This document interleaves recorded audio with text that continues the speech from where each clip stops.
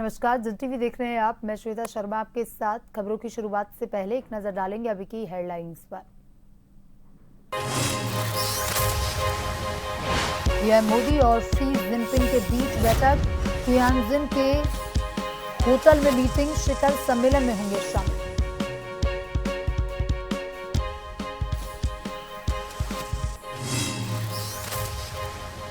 उत्तराखंड में लगातार बारिश का कहर, नीति मलारी हाईवे पर तमक नाले में बादल फटा, पुल बहा, सीमांत घाटी के गांवों का संपर्क टूटा।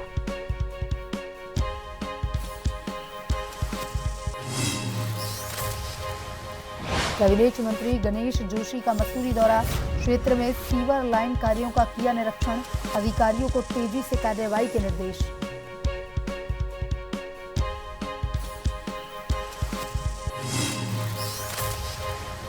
पूर्व कैबिनेट मंत्री विशन सिंह चौफाल का आरोप, दर्जाधारी मंत्री हेमराज बिष्ट पर निशाना, कहा राहत कोष की फाइलें गायब, सरकार पर भ्रष्टाचार, अवैध खनन को लेकर सवाल।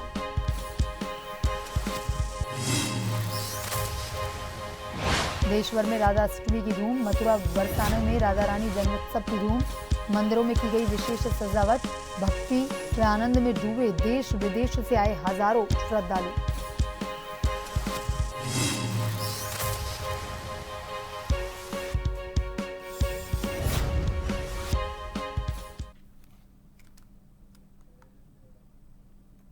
और अब खबरें विस्तार से। चीन में प्रधानमंत्री मोदी और राष्ट्रपति शी जिनपिंग के बीच बातचीत शुरू हो गई है। फिलहाल बातचीत से जुड़ी जानकारी सामने नहीं आई है। मोदी शनिवार शाम 2 दिन के जापान दौरे के बाद चीन पहुंचे थे। इससे पहले वे 7 साल पहले यानी कि 2018 में चीन गए थे। जून 2020 में हुई गलवान झड़प के बाद भारत चीन के संबंध खराब हो गए थे। इस यात्रा का मकसद दोनों देशों के बीच सीमा विवाद को कम करना भी है।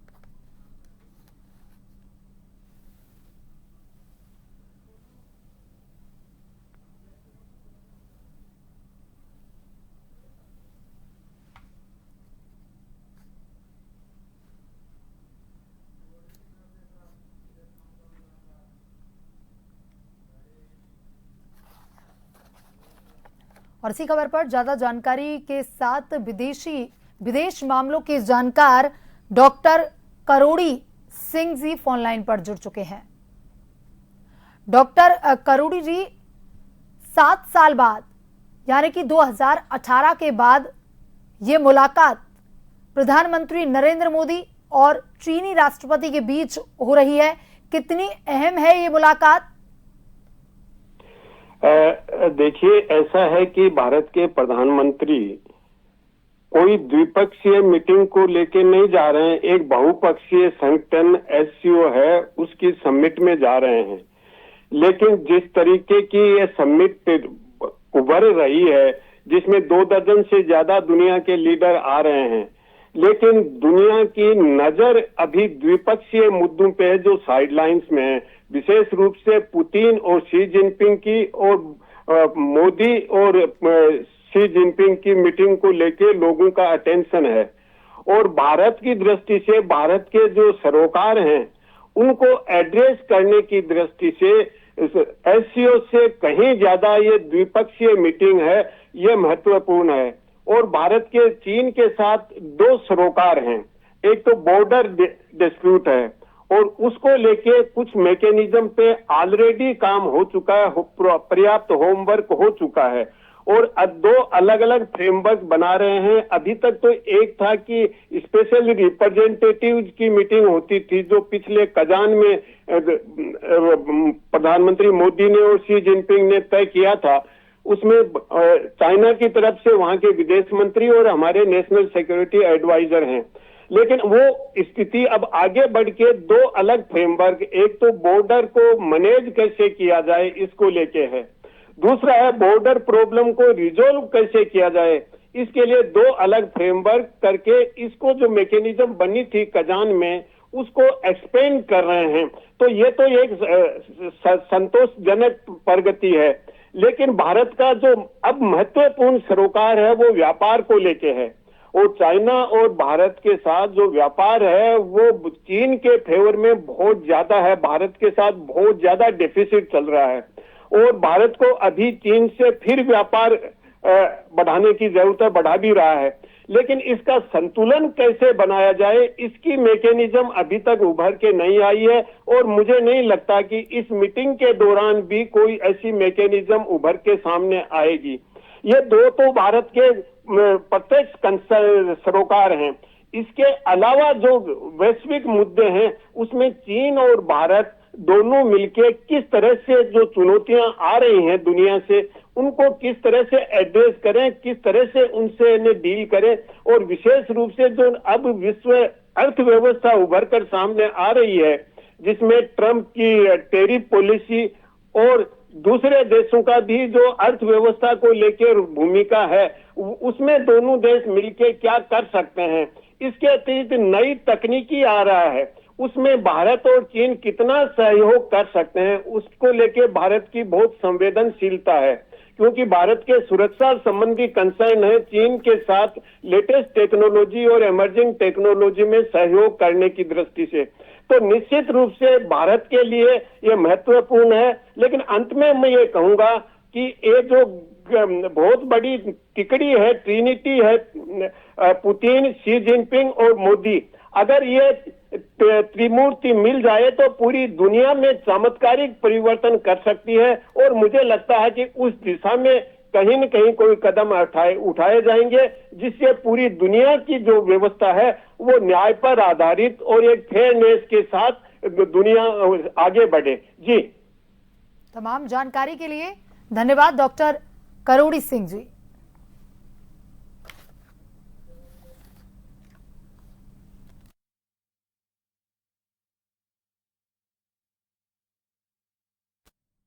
और उत्तराखंड के सीएम पुष्कर सिंह धामी दिल्ली के दौरे पर हैं, जहां पर भारत मंडपम में Bharat global industries forum conclave का आयोजन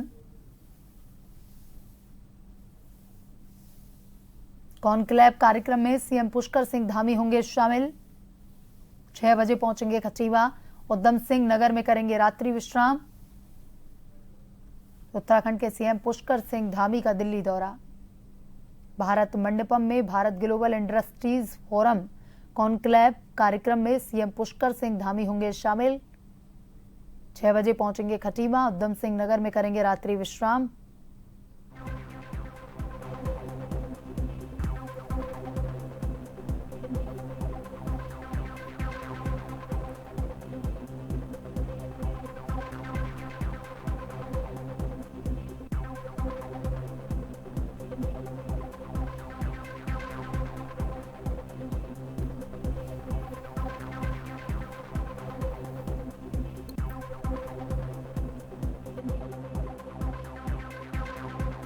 और इसी खबर पर ज्यादा जानकारी के साथ bureau chief SN Pant phone line पर जुड़ चुके हैं। एसएन पंत, आज उत्तराखंड के सीएम पुष्कर सिंह धामी दिल्ली के दौरे पर रहने वाले हैं। भारत मंडपम में Bharat global industries forum conclave कार्यक्रम में शिरकत करेंगे। क्या कुछ उनका पूरा कार्यक्रम?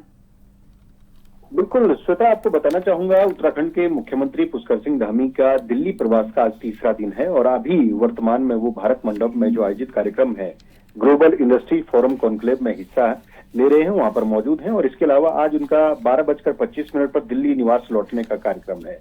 यानी उत्तराखंड सदन के बाद मुख्यमंत्री पहुंचेंगे 6 बजे खटीमा। खटीमा पहुंचने के बाद, क्योंकि इनका पैतृक आवास है, पैतृक आवास में खटीमा पहुंचने के बाद मुख्यमंत्री रात्रि विश्राम भी उधम सिंह नगर में ही करेंगे। और साथ ही साथ अपने जो संगठन के कार्यकर्ता हैं, या जिला के जिला अध्यक्ष है, या भारतीय जनता पार्टी के कार्यकर्ता हैं, या मुख्यमंत्री का कार्य देखने वाले तमाम ओएसडी हैं, या उसके अलावा जो एनएच में काम करने वाले अधिकारी, इनके साथ भी गुफ्तगू करेंगे, वार्ता करेंगे। और साथ ही साथ जो आपदा प्रभावित क्षेत्र है, उन आपदा प्रभावित क्षेत्र के लोगों से मुलाकात करेंगे, भेंट वार्ता करेंगे और जिला अधिकारी के माध्यम से जो दिशा निर्देश अभी तक जो कार्य हुआ है उसका भी नजर डालेंगे। इसके अलावा आपदा प्रभावितों से वैशाली बागेश्वर में भी आज मुलाकात करेंगे, क्योंकि तकरीबन यहाँ का जो समय मुकर्रर किया गया वो 12:50 का किया गया है।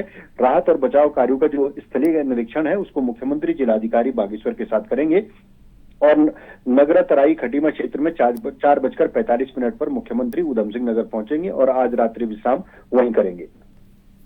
जी, एसएन पंत, तमाम जानकारी के लिए धन्यवाद।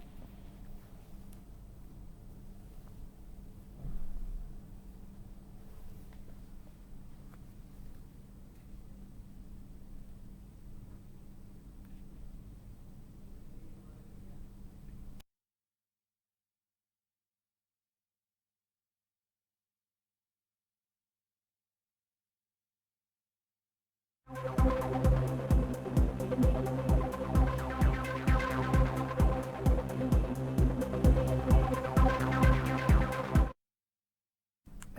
मंत्री गणेश जोशी ने रविवार को मसूरी विधानसभा क्षेत्र के नीलकंठ विहार और पथरिया पीर में प्रस्तावित सीवर लाइन निर्माण कार्य का निरीक्षण किया। इस दौरान उन्होंने लोक निर्माण विभाग और जल निगम के अधिकारियों को निर्देशित किया कि सर्वेक्षण से जुड़े सभी कार्य शीघ्र पूर्ण कर अग्रिम कार्रवाई की जाए ताकि स्थानीय जनता को योजना का लाभ जल्द मिल सके।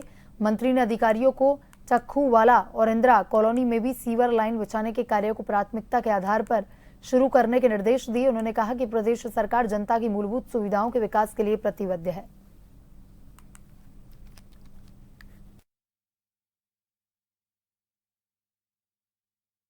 चंपावत जिले के वाराकोट ब्लॉक के चौमेल मऊ मार्ग की खस्ता हालत को लेकर ग्रामीणों में आक्रोश है। सामाजिक कार्यकर्ता अजय विष्णु ने बताया कि सड़क पर बड़े बड़े गड्ढे बने हुए हैं जो कभी भी गंभीर दुर्घटना को जन्म दे सकते हैं। खासकर मोड़ों पर आधे फीट तक गहरे गड्ढों के कारण वाहन चालकों को मजबूरी में गलत साइड से गुजरना पड़ रहा है।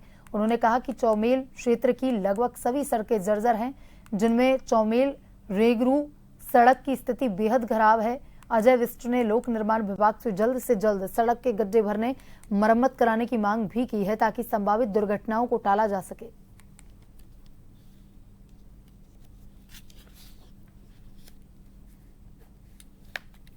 इसकी स्थिति काफ़ी जीर्ण शीर्ण है, कई जगह डैमेज है और कम से कम आधे फीट के लगभग गड्ढे पड़े हैं। और जो मोड़ों पे हैं वो दुर्घटनाओं का इसलिए खतरा ज़्यादा हो रहा है क्योंकि जो लोडेड गाड़ियाँ जा रही हैं तो वो मजबूरन उतनी उन गड्ढों में न चलते हुए थोड़ा बाहर चल रही है वो रॉन्ग साइड को। तो मेरा पीडब्ल्यूडी विभाग से निवेदन है कि उन गड्ढों को या पेच वर्ग के माध्यम से सही किया जाए, उनमें जल्द से जल्द कार्य होना चाहिए क्योंकि वो बड़े स्तर में दुर्घटनाओं को दावत दे रहे हैं। अगर कोई दुर्घटना होती है तो विभाग की ही इसमें सारी गलतियां मानी जाएंगी। चमोली जिले के नंदानगर के कुंतरी लग्गा फाली मोहल्ले में अचानक से जमीन पर दरारें आने से भूधसाव शुरू हो गया है। स्थिति को देखते हुए प्रशासन ने त्वरित कार्रवाई करते हुए आपदा प्रभावित परिवारों को सुरक्षित स्थानों पर शिफ्ट किया। जिलाधिकारी संदीप तिवारी के निर्देश पर उप जिलाधिकारी राजकुमार पांडे के नेतृत्व में तहसील प्रशासन की टीम ने शनिवार को प्रभावित क्षेत्र का स्तरीय निरीक्षण किया। इस दौरान उन्होंने आपदा प्रभावित परिवारों की सुरक्षा, आवश्यक सुविधाओं को लेकर अधिकारियों को निर्देश दिए। भूधसाव के चलते अब तक 1 भवन, 3 गौशालाएं पूरी तरह से क्षतिग्रस्त हो चुकी हैं, जबकि 16 आवासीय भवन खतरे की जद में आ गए हैं। उप जिलाधिकारी राजकुमार पांडे ने बताया कि प्रभावित परिवारों के लिए भोजन, आवास की व्यवस्था की गई है। DDRF, होमगार्ड, PRD और पुलिस की मदद से लगातार क्षेत्र की निगरानी की जा रही है।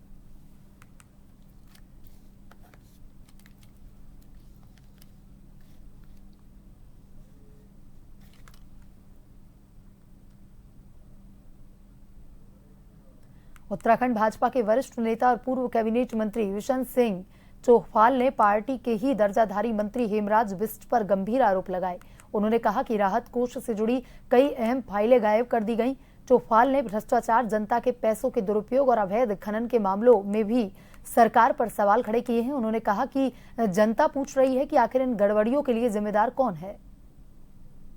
उनको आंसू दे के मुझे लगा उनकी हाई लगेगी, उनके आंसू लगेगी।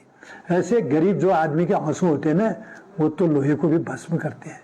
तो ऐसे लोगों से मेरी निवेदन है कि ऐसे पद में उनको नहीं बैठाना चाहिए महत्वपूर्ण पर। इनका काम होता है दायित्वधारियों का सरकार की, केंद्र सरकार की, प्रदेश सरकार की उपलब्धियों को जन जन तक पहुंचाना और संगठन के कार्यों को आगे बढ़ाने का काम होता है, न कि इस प्रकार के विधायकों के पीछे और विधायक के कामों में बाधा डालना उत्पन्न है।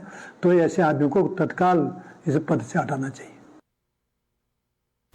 ऋषिकेश सिटी कंट्रोल रूम को सूचना मिली कि रायवाला क्षेत्र में स्वांग नदी में एक बालक बह गया। सूचना पर पोस्ट झालवाला से इंस्पेक्टर कविंद्र सजवाण के नेतृत्व में एसडीआरएफ टीम तत्काल घटनास्थल के लिए रवाना हुई। मौके पर पहुंचकर एसडीआरएफ ने त्वरित रेस्क्यू अभियान चलाया और 12 वर्षीय लकी पुत्र सोहन सिंह निवासी ग्राम साहब नगर छिद्दरवाला को नदी से बाहर निकाला। बालक को बेहोशी की अवस्था में एसडीआरएफ जवानों ने 108 एम्बुलेंस के माध्यम से उपचार हेतु अस्पताल भिजवाया।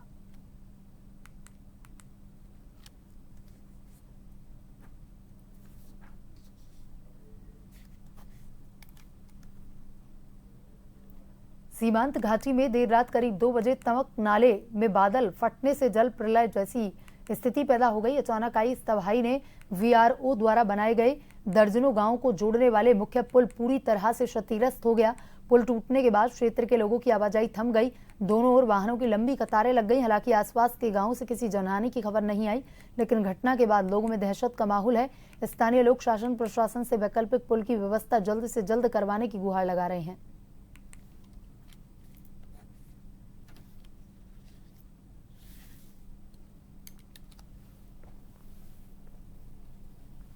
अधिक वर्षा के कारण कल रात को देर रात जो भारी वर्षा होने से वैली ब्रिज जो तमक नाले के पास फैंटोटा से लगभग 7 किलोमीटर जो ध्वस्त हो चुका है और पूरा सीमावर्ती क्षेत्र हमारा कट ऑफ हो चुका है। साथ ही सीमावर्ती क्षेत्रों में 15 से 16 गांव जो हैं वो अब वैली ब्रिज से कट चुके हैं और कहीं ना कहीं मैं शासन प्रशासन से यही गुजारिश करता हूं कि सीमावर्ती क्षेत्रों में वैकल्पिक पुल का निर्माण हो। और मैं सरकार से और शासन प्रशासन से यही गुजारिश करता हूं कि जल्द से जल्द वैकल्पिक पुल निर्माण हो, जिससे क्षेत्रीय लोगों को परेशानियों का सामना न करना पड़े। बरसाना में धूमधाम से राधा रानी जन्म उत्सव मनाया गया। इस दौरान मंदिरों में विशेष सजावट की गई। भजन कीर्तन शोभा यात्रा से क्षेत्र गूंज उठा। देश विदेश से आए हजारों श्रद्धालु भक्ति में डूबे हुए नजर आए।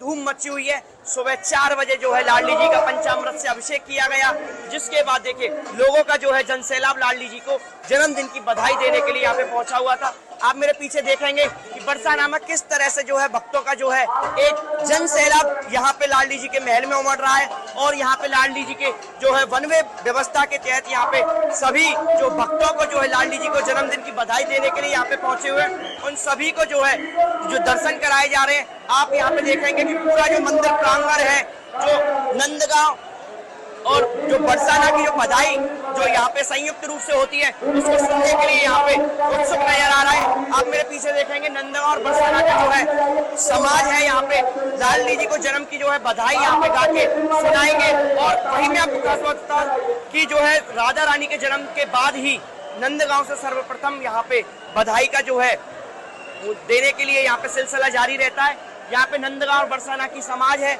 आप मेरे पीछे देखेंगे किस तरह से लाखों लोगों को जो दर्शन लाडली जी के जो करने के लिए पहुंचे हुए हैं। राधा रानी का जन्मदिन है, कान्हा की जो आराध्य है, जिनको देखने के लिए, इनकी एक झलक पाने के लिए यहाँ पे जन सैलाब यहाँ पे उमड़ा हुआ है। किस तरह का यहाँ पे माहौल आप मेरे पीछे देखेंगे, नंदगांव से आए, किस तरह का यहाँ का माहौल है। बहुत सुंदर आनंद आ रहा है लाली की जन्म बधाई में। और ये नंदगांव वाले आए हैं बधाई लेके, और लाली का जन्मदिन है, बरसाने में बजी बधाई, और लाली को जन्मदिन आए और बरसाने में बजे बधाई। एक यहाँ पे पद गाया जाता है, बेटी भई भान के नंद की आनंद रानी बाबा रे। यहाँ पे आप व्यंग के रूप में कहते हैं, किस तरह से वो बोला जाता है। बजत बधाइयाँ रे बाबा भान के दरबार। तो बाबा भान के यहाँ दरबार में बधाई बजी हुई है, लाली का जन्मदिन है और यहाँ पे पद गायन किया जाएगा और आनंद आएगा।